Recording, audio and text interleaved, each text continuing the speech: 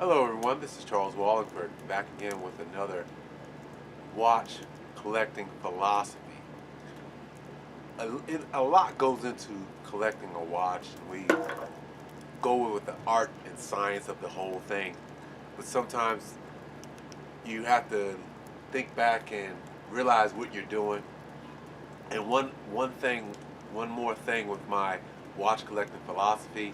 Well, let me go back. My watch collecting philosophy goes into a number of things. The first thing is to buy the best watch that you can purchase at that time. The next thing is buying a watch that creates balance in your collection. But here's something I want to talk to you guys about. This goes beyond watch collecting, I guess, all around. It goes with a balance throughout your life and everything else. We're talking about luxury items. I was watching a couple of videos the other day, and it made me think on YouTube, made me think about how would I handle this situation? Or let's talk about a situation that doesn't make sense to me, even though I kind of do it in the form of watches. With watches, it's a luxury item that we enjoy that has a purpose, it has a job and everything else. Though a lot of times that job is exaggerated. But I was looking at designer jeans, expensive designer jeans, and it blew my mind how much these designer jeans actually cost. And what a person who spends two, three, four, $5,000 on a watch, would I buy a pair of designer jeans? No, I wouldn't, and I can't wrap my head around it. And I know it seems like I'm throwing stones in a glass house, living in a glass house, but I just don't get it. Why would you spend more than $50 on a pair of good, smart blue jeans? I don't know. I can't understand that one at all. And that is something I'm putting out to you guys. Please tell me, any of you that have spent more than $50, $100, $150, tell me about that, because it's hard for me to understand.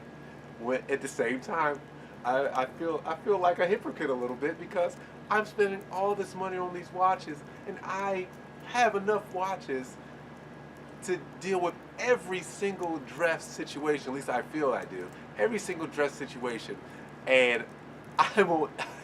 I'm not touching any pair of jeans that cost more than $50. I'm just not. I don't know. Along with that, I did some research, and they try to explain how the cotton and the fabric is a little bit nicer, and it's the same thing with watches. The metal is a little bit nicer, the details and everything else, but I just can't get it. And the funny part about it is, the gentleman I was watching, he was being sponsored by Lee Jeans. Lee doesn't make $150 jeans. They don't. They make some of the lowest costing jeans around. Yet he's talking about why one would spend that much money on jeans. Please mind the smoke here. I got the fire going real good. Again, I ask you, why would the person do that? And don't get me wrong, I want to look for quality. I always want to have quality when I get my luxury items.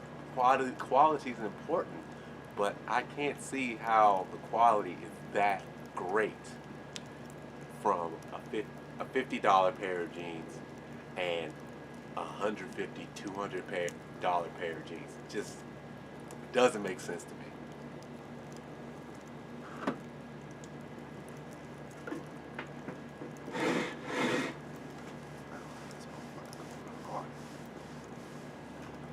Now the next step, well, I said I have talk about balance. I want to have balance in my watch collection. And again, guys, this goes beyond collecting watches. It's balance in anything you do. And when it comes to my luxury items, I've been looking around, and I noticed that I don't have balance in my clothes. My dress clothes, my casual clothes, I think they're lacking. They truly are lacking, and I think I spent too much money on watches and not enough money on the correct ensembles that I should be wearing to wear with my watch. My watch should have, like I've talked before about doing other things with, if you have a nice watch, what's the use of having it if you can't afford to go out with it? Well, what's the use of having a good watch if you can't afford to wear the right clothes with it? I looked into blazers and sport jackets and things like that I don't have. I don't have any sport jackets or blazers in my closet whatsoever, and I have these wonderful watches that exceed more than $10,000. In reality, they do. Or at least I spent more than $10,000 on these watches, and I don't have the right clothes to go along with them. I think I'm doing my watches wrong by not having the correct ensembles to highlight my, I guess, watch collection in a sense, or just the proper look all around. I'm not sure about if any of you have looked into that or thought about that, or some of you haven't bought the watch you always wanted because you have good balance in your dress attire. I guess we can't have them all. We can't be all perfect, but I'm going to try to be perfect. So, what I vow, I will not, I will not get a new watch until my dress or my closet is truly balanced to go with my watches.